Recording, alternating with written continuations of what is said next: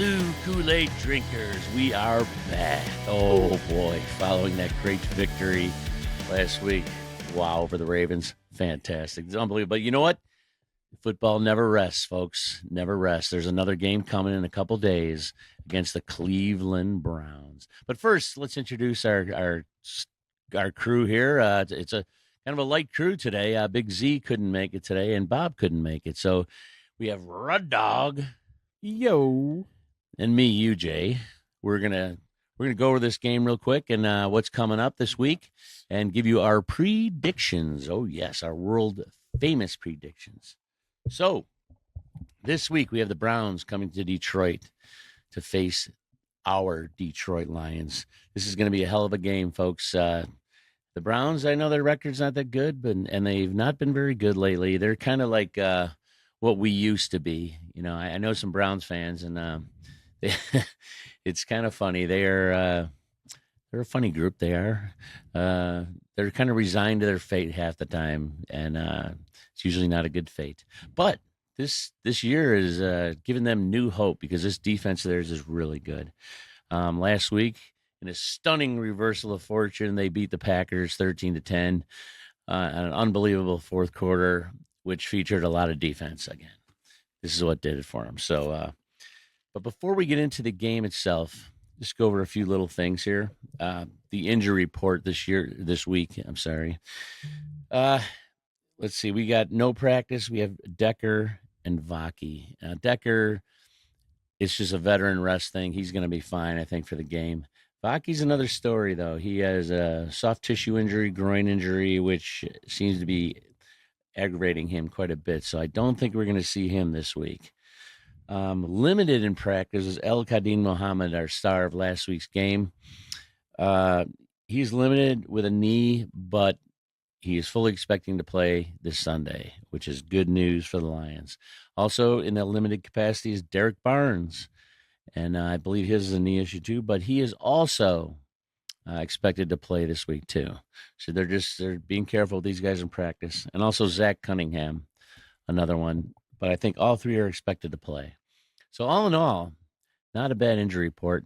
And as we're getting into this is week 4. Do you realize we have some guys possibly coming back after week 4, including Josh Pascal, Rodrigo? We have reinforcements coming. So hopefully, I don't think Aleem will be back after week 4, but it's possible Pascal and Rodrigo are. But Aleem is not far off either. So that's good news for the team. So anyway, Rud, what did you think of the Browns' victory last week over the Packers? Besides how being great that they beat the Packers. It's definitely satisfying to watch them beat the Packers. It was a gritty type game. I think that's what their recipe will be this year, to hold people down with that defense and just try to stay in it somehow till you make a play by special teams, or like the rare, I guess, offensive successful play. But their defense is pretty formidable with that front four, obviously with Garrett, and their offense, I don't know, wasn't overly impressive. So, I mean, the Packers do have a good defense, so it's hard to know what they're going to look like, but we got a good defense too. So, yeah. Well, let's talk about that Browns defense, because really that is the heart of that team, is that defense, coached by Jim Schwartz, the infamous Jim Schwartz. We remember him, don't we? I believe he was coach here 09-13, if I'm not mistaken. They got the right kind of dogs to run his defense. Yeah, if you remember, or horses or whatever. Back in memory lane here a little bit, though, I actually liked Schwartz as our head coach at the time. He brought in a new kind of toughness to the team, you know, and we had pretty good defenses under him too. We did. I think he had little problems with maturity issues of his own, and among other things. But his tenure didn't last too long. But he did kind of reverse the team's fortunes a bit at the time. He definitely improved, kind of turned around the culture a bit.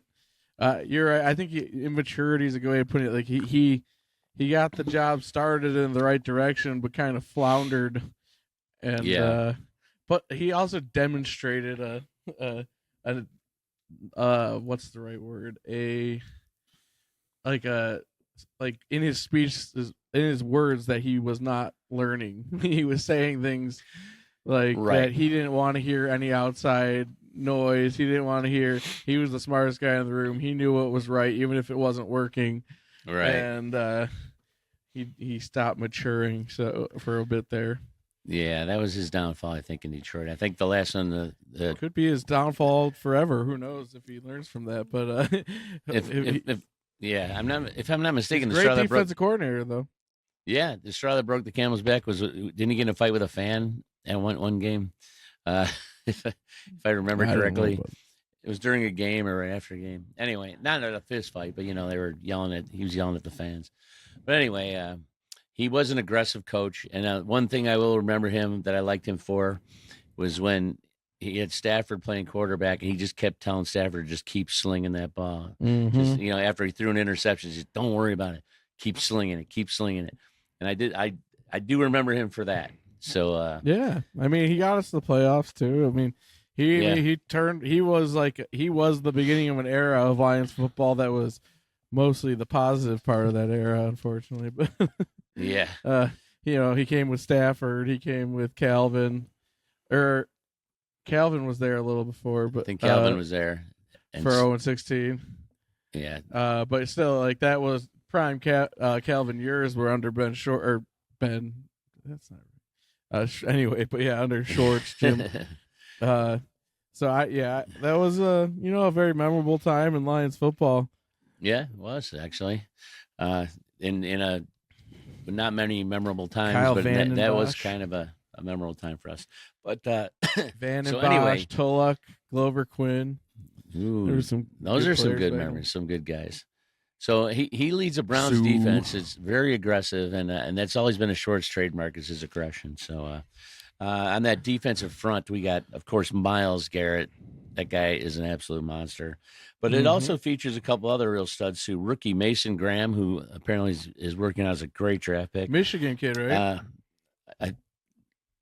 You got me on that one? I don't know. Isn't that also veteran tackle Malik Collins, who's just tearing it up right now. And the rookie linebacker Carson Schwarzenegger, Arnold? Schwinschwanger, Slinswanger. Oh. Schwinglimus. I can't think of his name. I can't pronounce his name. But anyway, these guys are tearing it up right now. And an interesting stat I found on the Browns this year in 3 games, the opponents are averaging 2.3 yards a carry over 75 carries. They were just unbelievably stout on the defense against the run. But as one of our coaches, Mr. Morton, said, they haven't seen a run game like the Lions. I don't really like that boasting ahead of games, because that kind of, locker room, bulletin board stuff. It is a fact. It is a fact. But they are going to be tough to run against. Their secondary is not too bad either, featuring Denzel Ward, Grant Delpit, Greg Newsome. They got some players back there. Yeah, and when you got players back there in front of behind a D line like that. That's right. That's right. So this, that they almost beat the Ravens early in the year. I can't remember their second game, but then they're pulling off a win against the Packers, which is largely on their defense, not their offense, with turnovers and stuff. But they're going to be very formidable. Now, on offense, Joe Flacco is the quarterback, the ageless wonder, 40 years old. I feel bad for him. Yeah, but the ref said he can't bring the cane out there with him when he plays. He has to leave it on the sideline. So I don't know, man. I feel like that doesn't bode well for him facing Hutch and Co. this weekend. Oof. No, it doesn't. Old bodies. Yeah. A side note on that, our pass rush. I just wanted to bring up something. I was reading something about Shep, and Shep, our D coordinator, is a fan of The Spy. And how many? Aaron Glenn never was a big fan of The Spy. If you remember, like back when we lost the Chiefs a few years ago, and there's a couple other games where we just let the quarterback escape because we didn't have anybody spying him. But in this last game against the Ravens, we used The Spy. It was off in Nowaski, I think, a few of the time, and it worked, man.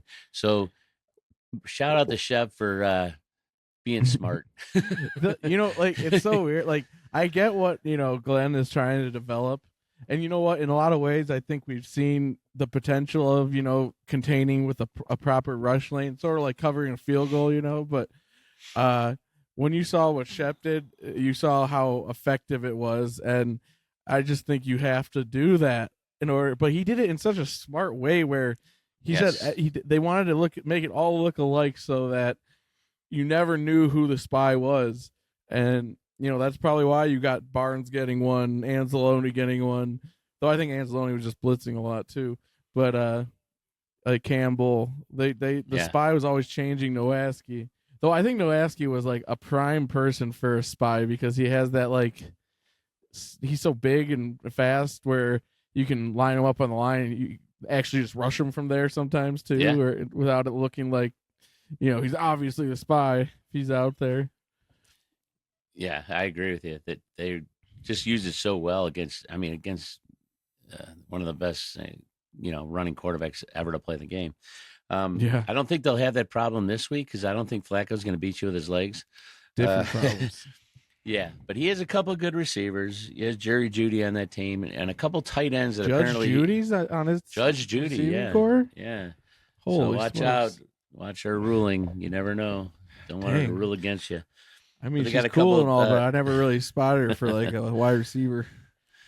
Well, but Flacco likes his tight ends. Ooh, Harold got tight end, Fannin, is that a what you're saying? rookie who's apparently doing very well. And of course, David Fannin, Njoku, which I the think we all Fanny. know who he is. So No they've been joke, kind of you. no joke. You. You no joke. No joke on you. All right. So what do you think of this joke offense? on me? I joke on Okay. you. Okay. Oh, okay. What? Let's all right. Let's All right. let's go back to the Ooh, defense. like What does a- this Lions offense have to do to beat this Bears defense? Browns defense, sorry. Block well. I think you block well, you give Jared Goff time and protection, you win the game. He picks you apart. If you are getting overwhelmed by Garrett and co, it's a long day and a slog. But I mean, obviously that goes for the run too. But regardless, if they can just find a rhythm and get Jared Goff to be able to, get a chance to read the defense, I think they'll absolutely be able to pick apart this. We just have too many weapons, too many ways to go, and if you can't disrupt the core of the operation, then this operation will just chew you up. Yeah, I agree with you. We're gonna definitely try to establish a run game. If we can run against this team, well, it's gonna make our task a lot easier because our receivers can tear any defense apart. I think. Yeah. Yeah, it's going to be a challenge though against this team. It's going to be a challenge. It is. But here's one thing that you got working in our favor though. I think our defense and their offense not being that good. I think we're going to be on the field a lot, and eventually even the best defenses wear down a bit. So I could see Cleveland being pretty stout against us like early on in the game, and wearing down. I don't know. Well, I mean, yeah, I think that's where like we can get a couple shots downfield to JMO right in the first drive, like we did last week against the Baltimore. Soften them up right out the gate. I don't know if you run right into the teeth of that defense to open, like just because. I mean, it's great if you can get a nice rip off, but they're going to be gearing up for it too. Yeah, it's going to be curious. Like we couldn't run outside against the Ravens too good, but maybe against the Browns. Inside. Maybe against the Browns we can do that. Maybe better than every game's different. It'll be interesting to see how this plays out. But with their speed on the edge, could give us an advantage. So it's going to be a really good battle, man. Our O line against their D line is going to be epic. And I just hope our guys are up to it, man. And I think they will be. I think they absolutely will be. I think if the O line holds up this game, then we win this game. I just think that's our defense will get the job done. Our offense will be able to score if the O line can, hold up and not get Jared get dirty and and get some room in the run game, it's I think it's game over. Yeah, I agree. Um, now, how about our offense against their Yeah, defense? defense versus No, I their mean offense. our defense against their offense. Yeah, Well, I like the idea of Jared Goff getting a shot at a more stationary target. Jared Goff, Aiden Hutchinson. Uh, I feel like yeah, we get all these mobile quarterbacks. They make them work for it a little bit more. Uh, I think Jared Goff has a good chance of, if it turns into like a terror fest, that's like I mean I don't think our O line's gonna falter like theirs will, but like that's the kind of matchup. You got these elite DNs on both teams, really good lines. Like I just yeah. think we're gonna be able to stifle their offense. And you're right. Maybe it's hard. They make us work for it, but I don't think they're gonna be able to stop us completely. Like No, they, I think our defense has a massive edge over their offense. Massive. What I've been reading about their offensive line, apparently their interior line is pretty good, pretty stout, but their tackles have been struggling. One of their stars, Jack Conklin, we all know that name, oh he's a yeah, veteran, but he has not been playing. He's been injured, so they've been struggling on the tackle position, and that just plays right into our defense with Hutch and Muhammad on the edges, and we're very stout up the middle. So you know, I think this just bodes well. This is going to be a field day for our defense. I think.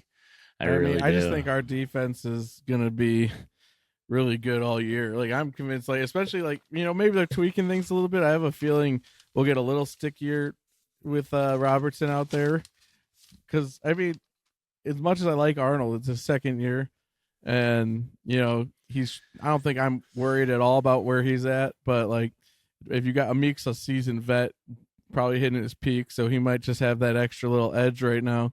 Yeah. That could make this defense truly shut down. Actually, I was kind of liking the idea of moving Terrion inside to like nickel because like he's a big cornerback. He might be able to do some disruption in there. As Oh, the he third. might. But like that's the thing, they weren't using Terrion Robertson that much because he was the nickel, and Right. and so we were doing too many base sets, is what Kelvin Shepard said, and so they just feel like he's earning it more than Terrion's earning it, and it's not like they're stressed. It's not Terrion's like quality of play as much as it is Amik's quality of play, because Yeah. Terrion's still battling in there, so he gives one or two up or whatever. Some tough stuff happens. You're fighting against seasoned like ultra vet like DeAndre Hopkins. Shit's gonna happen, but especially to if you're Yeah. the you're a younger guy still, like you got a lot to learn yet, and Amik's seen probably all of it. So I think I like that move. I think it could tighten us up just a little bit where we were not quite airtight yet with Terrion still developing. And Yeah. I'm a little disappointed though, to be honest with you, because I thought Terrion coming into year 2 would be ready to just slay it, and play on words there. I think he's doing fine though. I think that's the thing. Like he's doing just fine. Even Kelvin Shepard's like, remember, like, yeah, you remember those few whatever bad plays or rough plays he had early on, but like, what about when he tightened it up down the stretch and like he was playing tight coverage and he was and he's like, remember, he's out there doing a thing that's probably one of the hardest things to do in football, a man on an island against these NFL receivers. They were asking him to do a ton of man coverage. So I mean, it's like that's just a hard job. it is. So I'm like I said, not even a smidge worried. I'm kind of happy where he's at. That's just fine. Second years are notoriously hard for corners too. Like even Slay didn't really develop till year 3. I think he's way ahead of where Slay was though. We have more seasoned options to go to away from him right now. That Right. Right. it's fine. And Campbell's going to play to win. Like so if he sees a guy who can be a little better in one position, he'll play it. And it's nothing against Arnold, like you said. He's still developing and he's young. So, and I still am confident he's going to turn into a really, really top notch. And it's corner. not like he's not that bad. Like it's not. That's Right. what his situation is not like he's playing bad, so we have to remove him. It's that this other guy is playing better, so we want to get him more reps. And so By it's the way, like, what a pickup getting him from the Raiders. Oh, I love him. I mean, Like, what it a turned great out to be such a good. It's a good story. I mean, he's just a Come from the baller. What comes from the dirt don't die. Or whatever. That was, I love that tenor of his voice. He's got that like that What pitch. Like What comes from the dirt don't die? Is that what he said? wasn't that like his? You can't I kill don't what came remember from the- the dirt or something like that. Oh That was yeah, his yeah, yeah. last year. I forget how it went, but it's still like he just has this intensity about him, man. I love the Oh, way he yeah. talks. Like, it's just his whole manner, and like he's a badass. And He is a we badass. saw him lock down Justin Jefferson last year, and so I'm actually kind of excited to see him line up as their number 2. You know, Yeah. it doesn't look as flashy as having the tall guy out there, but you know how he plays, and he's going to be sticky and nasty out there. So, and Terrion will still get his reps. He's not going to go away. Oh yeah, I agree.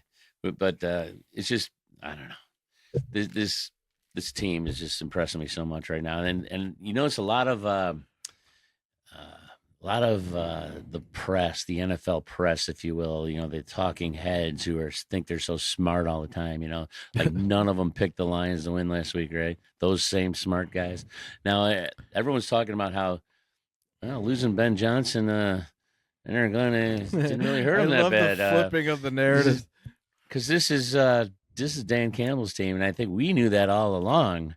Right. They're just figuring it out, but this is so much Campbell's team. His Like that fingerprints play- are all over the defense and the offense. You see there's like a video out there like because that everyone was talking about Ben Johnson, but they on that special play we ran, but they don't realize that was the same. They ran that play, I guess, on the Cowboys when he was there. That pitch on the end zone on the goal line. Yes. Yes. So I mean, like just kind of what you're saying, like he's brought so much of what everything is. Well, like even Morton's just getting back on board something that was already like he was part of building with Dan Campbell, Right, but Dan he Campbell was. doesn't lose the infrastructure he adds. Like, yeah, he's the core. You're right, and just as much as him and Jared, really, it's him and Jared Goff. This is like the Belichick Brady connection right here. This is what the core of this team truly is right now. It's those two like being in meld, and like I mean the whole team obviously, but everything kind of spurns from that. Or spurns or spawns from that. Spawns. Yeah, it spurns from it. And spawns from it. Radiates out from radiates. there. They're the And But yeah, I mean, does all those especially this things. offense, man. This Well, offense. I still go is back theirs. to the early days when he fired Lynn as our offensive Yeah. coordinator, and our offense was just struggling really bad. And as soon That as was- Campbell took over and called the plays for a while, our offense immediately turned around and got a lot better. So We did. believe me, Campbell's a smart guy. He picks good guys to work with him and he'd be his coordinators, but his fingerprints are all over this stuff. So, and plus, you know, he's the one calling the fourth downs and all that stuff. Just I don't know. Yeah. Campbell's just like this football genius, which I think someday he'll get the credit for it. Hey, you know what? That's the difference between Dan Campbell and Jim Schwartz. Dan Campbell is the smartest in the room, but doesn't need anyone to know that. Jim Schwartz wants to make sure everyone knows he's the smartest in the room, and maybe isn't. That's true. true. Like, I mean, I think he's a smart guy, but I think the smartest people demonstrate it through their willingness to learn and grow. And if you're, showing you're stuck in your ways or something, that's where you tell on yourself a little bit when you act like you're so smart when nothing's working and you're saying you got it all figured out. I know, right? Like the guys who play for Campbell, I mean, he can either kick your ass physically, or like with his eyes, like shoot laser beams in you and destroy your. Like he can, but he uses it to build greatness, But he could use it for evil, but he doesn't. He uses it for good. It's as much of it as his intensity. I think it's his compassion and caring. Like it's his softer side too. That's like he's this big badass dude that everyone automatically respects just because, like, why wouldn't you? Like, how could you not? Like he's a monster of a man, but he treats everyone like with respect, and he's very, Right. and recognizes people as who they are and not what he wants them to be, and things like that. Like, I think it's so much of that, like, emotional side of him that it's not. But yeah, he can give you that stern stare, but he sets a standard and he lives up to it, and that's why he can call these guys to do the same. And yeah, no, Dan Campbell, man, he's the full package. He's the real deal. And Yeah. it's just, I'm like, I can't say how grateful enough I am for having him as our head coach. He's so badass. Same here. Same here. And plus his eye for talent is the people he gets around him. Like successful people. They say put people around him that are. He's just done nothing but that since he's been there. Look at Yep. all the people around him, these coaches. So just another weekly shout out to Dan Campbell for being the But best then coach ever. you start talking about that stuff, it's like the whole organization's like that. Like, it I starts know. from like I Martha and know. goes down. Like, the people they add, the character, they focus on character before talent. Like, but then don't drop the standard on talent either. I think that's what's so brilliant. Anyway, yeah, sorry. Yeah. It's hard not to gush about it all when you I start know. opening it It up. is. Well, anything else you want to talk about before we get into our world famous predictions? What do you think? Is there anything else you need to mention? Um, Well, no, I think I'm good. okay. All right. Yeah, we're definitely looking forward to this week, and boy, it's going to be fun, man. Every week is fun though, for different reasons. But Cleveland is, I mean, even though we're not, I'd say rivals, but geographically we are. I mean, very short distance between Cleveland and Detroit. We're kind of a regional rivalry, I guess. I don't know, but we were plus, long term dumpster dweller buddies. yeah, for a long time. They're trying to get out of it. We fortunately have gotten out of it the last couple of years, so we're in good shape. They're trying to get there. Rarefied air. So yeah, I think Cleveland fans are a lot like Lions fans in a lot of ways. I know some of them, and they're generally good fans for their team and loyal, very loyal people like Lions fans are. So anyway, I don't want them to be happy this weekend, though. I want them to be crushed, their souls and spirits crushed this weekend. Yeah. So first of all, we're going to start our world famous predictions. Always start with the roar of the week. But before we do anything, Bob, who's not here, sent me his. So I'm going to read his to you, okay? Bob. So I don't know if I can imitate his voice, but probably not. It's hard. Try. It's hard to imitate a bum. But okay. Here's Bob's. His roar of the week is Hutch, who is going to have a multi-sack game this week against Joe Flacco. So, yes, Hutch is Bob's roar of the week. And now for his prediction. His prediction is that the Lions take it to the Browns.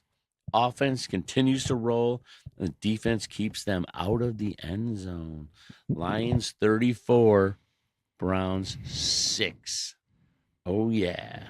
That's pretty good. No touchdowns for the Browns. A couple field goals. They got a pretty good field goal kicker. He's all right. But, give him a couple field goals. What the hell? Make him feel good, So, so Rud Dog, I think Zach's going to be mailing his predictions in. I think he's just put a stamp on the letter. It's mailing. We're going to wait for it to show up at our door. Blue Kool-Aid drinkers, Big Z here. Sorry I cannot make the pod tonight. Things just came up. But nonetheless, I'm here to give my predictions for week 4. The Lions hosting the Cleveland Browns, the Brownies, who had a great comeback win against the Packers. But man, they're a very one-dimensional team. Run, and just pray that Joe Flacco doesn't get killed in the backfield. I don't know how much longer he's going to be the quarterback back there. He just can't move. Nonetheless, he'll be back there this week, going against a Lions defense that is hungry to be back at home. And this is a Browns team. The Lions are 8.5-point favorites. The Browns are 11.5-point underdogs against the Ravens. So why are the Lions 3 points less? I'm not quite following that. I think there's a public reaction to the Browns beating the Packers, but overall, this is not a good Browns team, especially on offense. I expect the Lions offense to continue to put their foot to the pedal. I'm saying 31-13 Lions this week. That's my prediction on the score. I know I'm doing this backwards. And my roar of the week, we're going to go on the defensive side. Jack Campbell. He's going to have 12 tackles in this game. That's right, 12 tackles. And we'll throw in a sack as well. 2 tackles for loss, 1 sack, 12 tackles overall. Maybe he gets a pick. Not sure about that. It'll come off a tip, if anything. But that's my roar of the week. So the Lions winning 31-13, and Jack Campbell having a big old game, baby. Let's go Lions. But anyway, Road Dog, how about your roar of the week this week? Ooh, man. There's so many good choices. Can I take the whole team? Hey, I tried to do that once, and you guys crucified me for it. Oh man! All right, I'm gonna go with Amik Robertson. I think he's gonna be so juiced to the nines about his expanded role as the new starter outside corner in this defense that he's gonna really want to show everybody exactly what he's about and why he deserves it. And I think he's gonna get not one, but 2 INTs, and one's going to go for 6.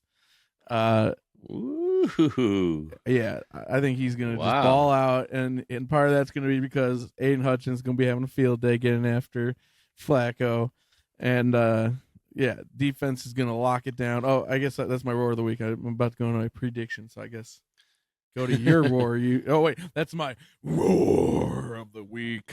Ooh. Yeah, I like that one. That's a good one. Ooh, this is a tough one too. Every week is tough with this team, because there's so many candidates. It's not like the old days when we were really bad and we only had like one good player or something. No, we have like 11 good players on each side of the ball.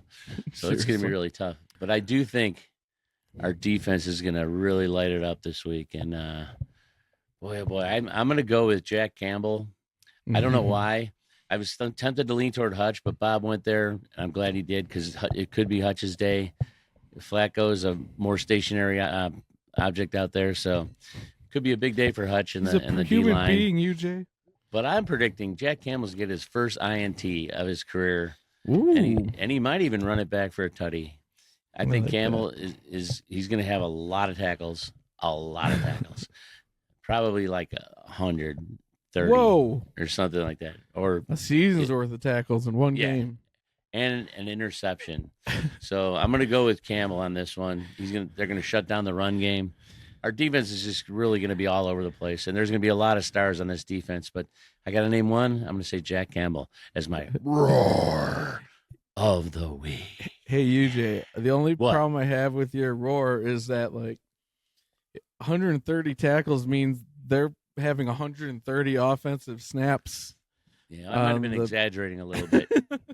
That's a lot of snaps for their offense. Why are they on the field so much? Maybe like 15 tackles or something. Maybe throw in a sack and a cause fumble too. Why not? Oh, nice. It's going to be a big day though.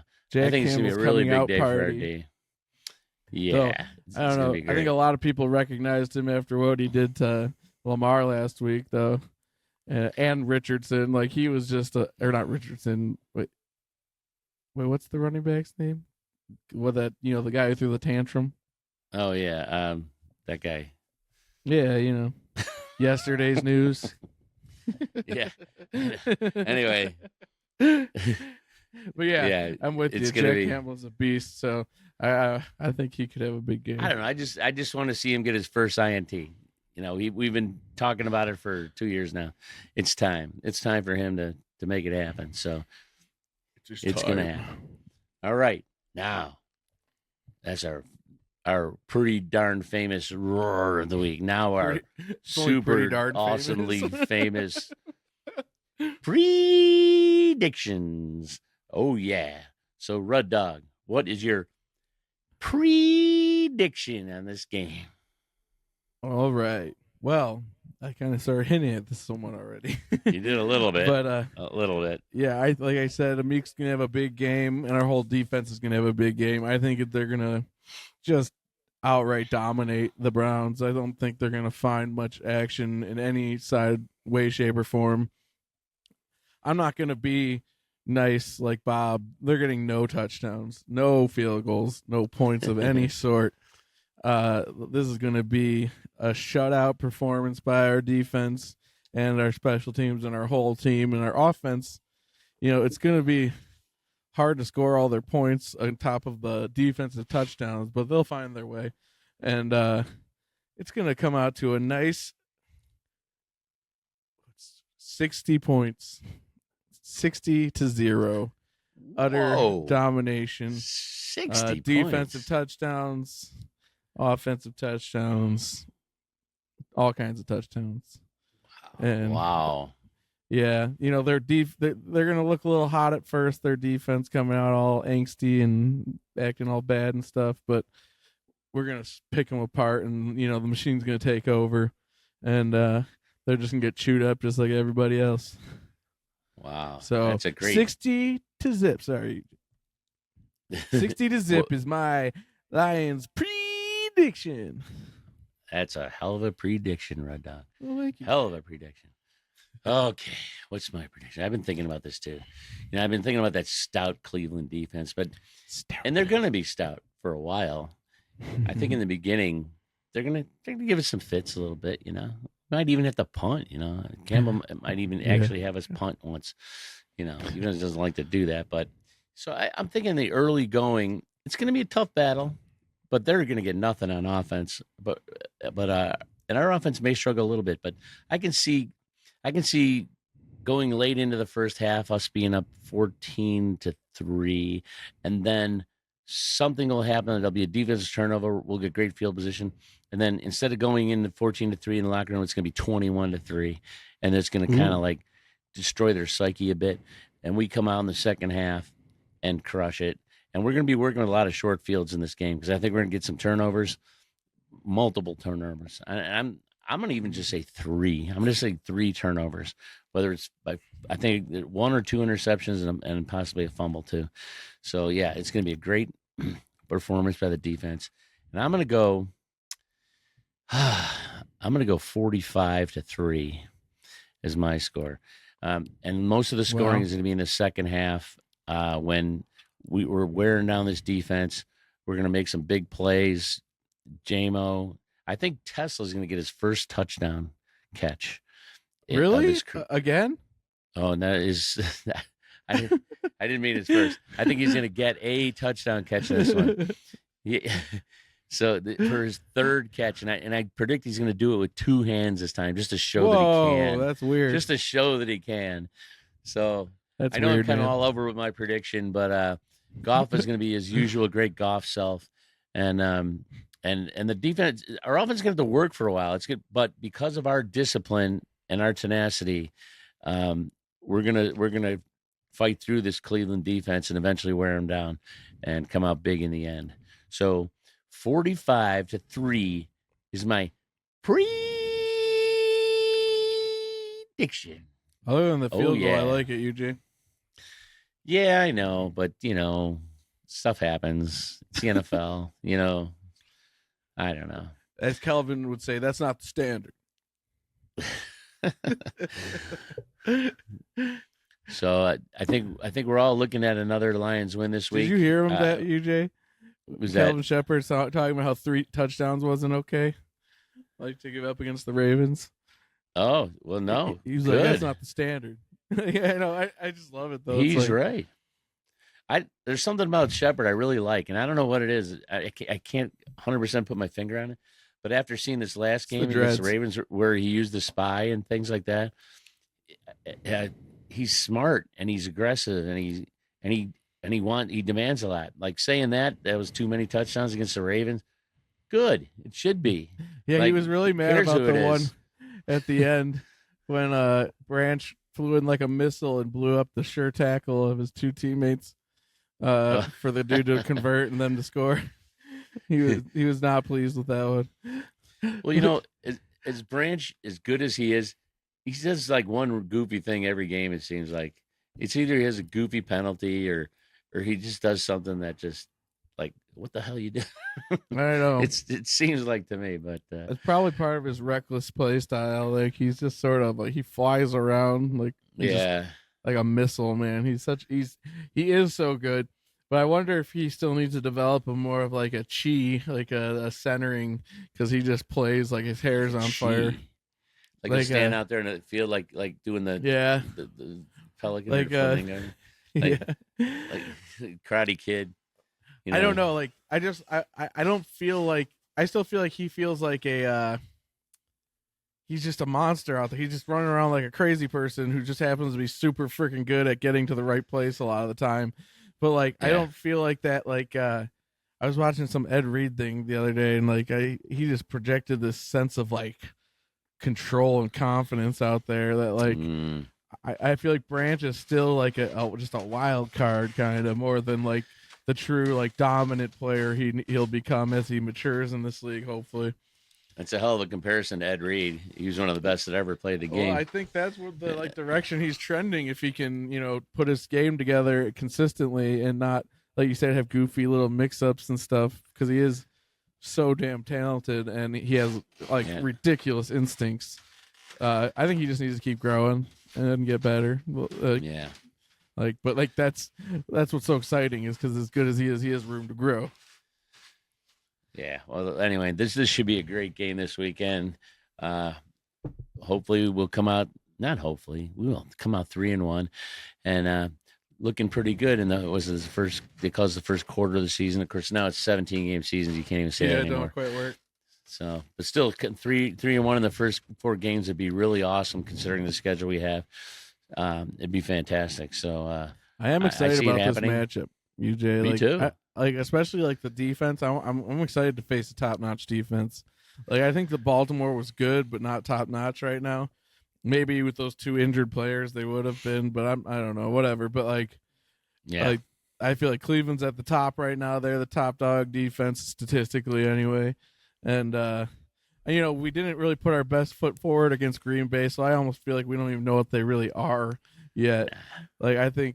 Like people are just blown away by them, partly because of what they did to us, and I like so much of that was self-inflicted that I just feel like this now this offense is humming and they're getting their assignments. They're not blowing, so I think I'm excited to see how they hold up against top, competition here. Oh, me too. And I think our edge, besides the sheer talent that we have on this team, is this. The discipline of this team. This team is so disciplined, and they communicate well. They're disciplined in their routes. They're disciplined in their blocking. They're disciplined. They're just very disciplined. And I'm going to throw something out one too. I forgot to mention. I also read that Sewell apparently was the highest rated lineman like ever. Yeah, like 99.8. Like in the history of the PFF ratings, which is. For run blocking, I believe it was for run blocking. But overall, he was up there too. No, pass blocking. No, it's for run blocking. But whatever. I thought it was overall performance too. Actually, highest rating ever. He's such a beast. He's such a beast.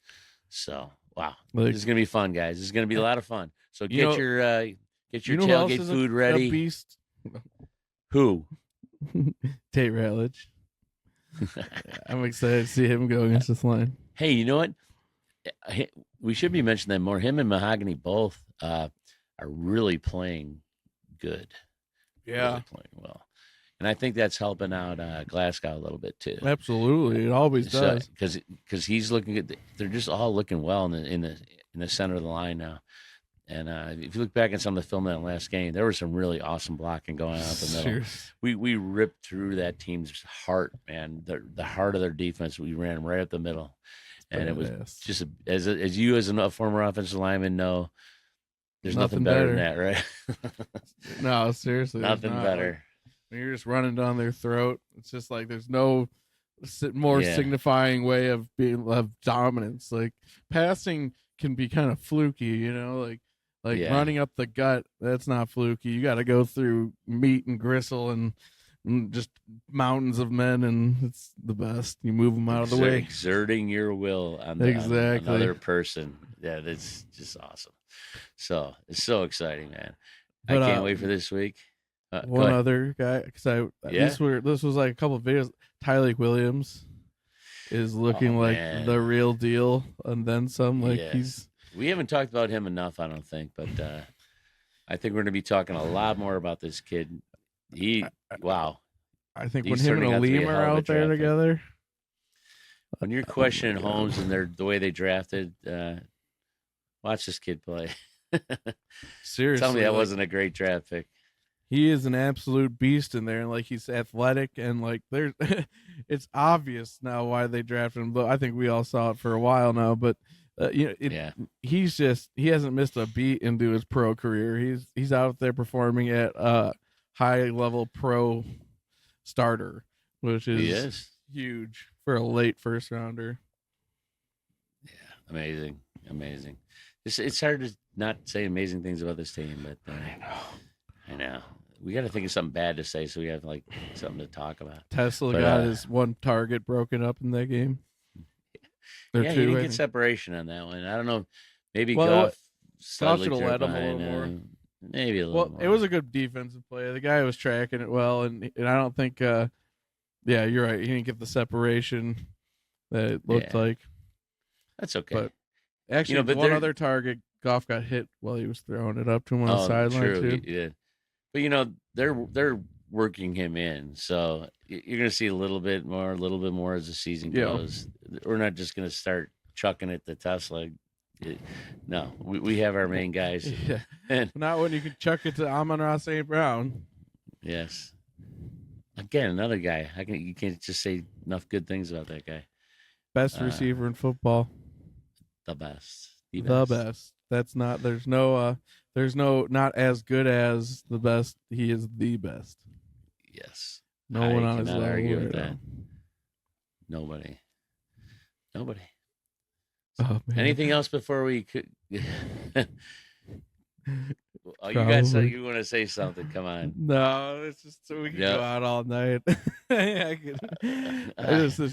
It's just this I know. performance was so stellar by so many people that I know. like, oh man, It was. But we're on to next week now. We're not talking about last week anymore. We're on to the next one. yeah, but that's all like in the future. We already saw this cool stuff happen.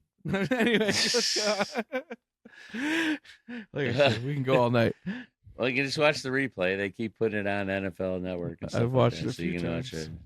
So, yeah. So anyway, it's good. So, what color uniform? You think they're wearing the all blues this weekend? Have they determined that yet? I don't know. If I had to pick one that I'd want them to wear, it would be the silver and blues with the blue top and the silver pants. I feel That like would be my pick too. we only wore it one time last year against Tampa and then never wore it again. And honestly, it might be my favorite uniform. It's up there. Like it's somewhere between the all whites, the all blues, and that. But like it's hard to say.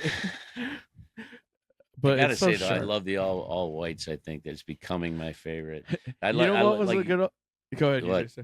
No, like you said, I like the silver and the blue. I mean, that reminds me of so many great things like Barry Sanders back in the day. So I always loved that uniform. But these all whites, I'm kind of falling in love with these things when they play on the road. It's Oh awesome. yeah, and you know what? I was gonna say the against Baltimore. It's been a good omen if you're the team wearing all white versus the team wearing all black. Late like Yeah. last year we played the Colts and they wore their all blacks, so we wore our all whites and whooped on them in their own house, and then we wore the all blacks against the frickin' Bills and they wore all white and beat us. So Yeah. Good point. I hope we never wear the blacks again. I'm just throwing that out there, but they won't listen to me. But don't ever wear the blacks again. Ever. yeah, I'm okay. I mean, I'm okay if they do it once. I just don't want it. I don't think it should be our staple, like for big games, like they kind of made it last year. They've already done it once. Our tribute to Matt Millen. That was last year. Let's leave it there. Yeah, let's do something new. Yeah. Anyway, on that note, we could like Red Doug says, we can talk On all night that about note. this. We can, and him and I often do when we're not on the podcast. So, Yes, we But do. And well, we'll we after want this to. podcast. Well, anyway, we got a few thank yous here. I'd like to thank Minute Maid Media for helping host this thing, and you, our listeners, thank you for listening to us every week. We truly appreciate it.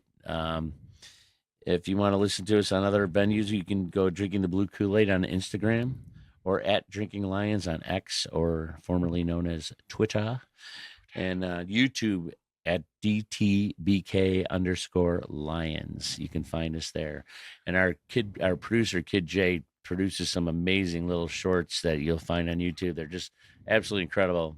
I mean, a shout out to Kid J. In fact, it's that time of week where we say, thank you to our producer, Kid J. Kid J. Kid J. J. He's the best in the business, the folks. best And don't doubt me on around. that one. He No is one's ever awful. gonna He's keep so him good at down. what he does. So thank you guys again for tuning in. Hopefully, not hopefully. I keep saying hopefully. I don't know. It's a bad habit. But after this Sunday's game, we'll be talking about another great Lions victory. Look forward to that. And talk about all the wonderful athletic feats our guys are going to do on that football field. It's going to be awesome. So until then, as always,